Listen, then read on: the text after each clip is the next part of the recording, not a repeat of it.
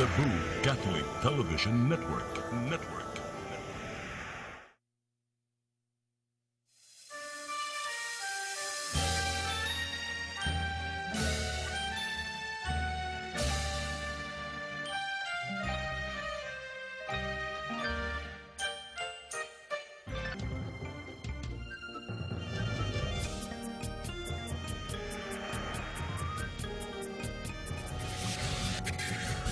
Sa atong maanya kay nga guest, pagka dalaygon, pagka Although dili na siya first time sa atong handurawan.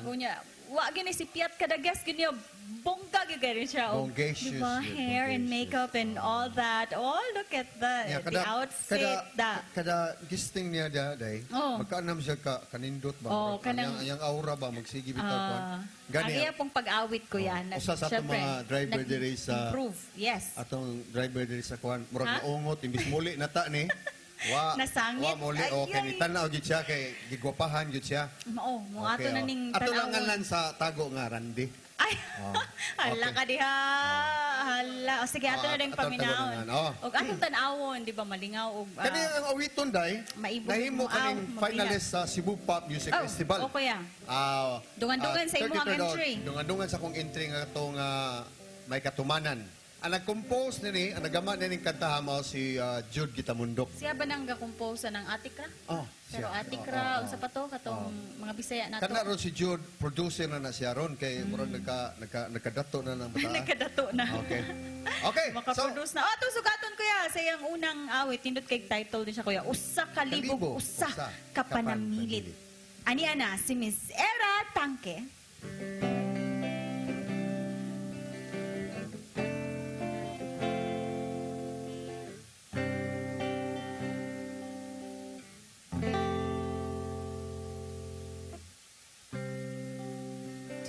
Sa kong pagpayon,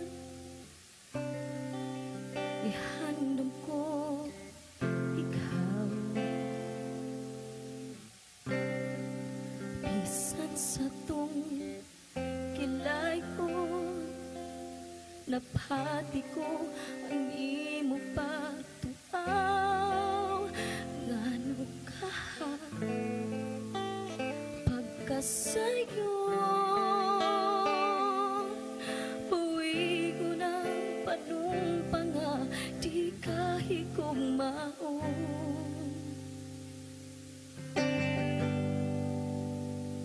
Usa Kalibo, usa ka Panamilit. Usa Kalibo, usa ka pangbaw. Usa Kalibo, usa ka mga awit. Wala na'y lain pa, ikaw na ug ikaw.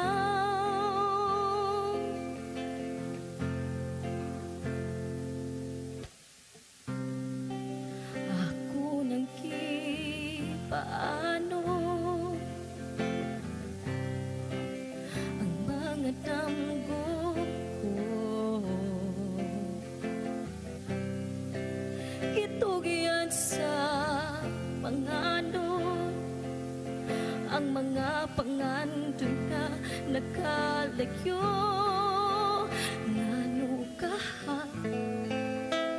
pagkalisod, kibuhat ko na ang tanan halang sa gugma mo.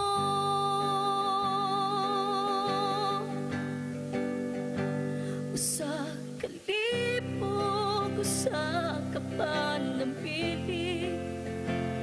Usa Kalibo, usa ka panghubaw. Usa Kalibo, usa ka mga awit. Wala na'y lain pa, ikaw na ug ikaw. Nagbalik-balik sama sa balon. Makabog lang ang imong labihan, pangahasan kong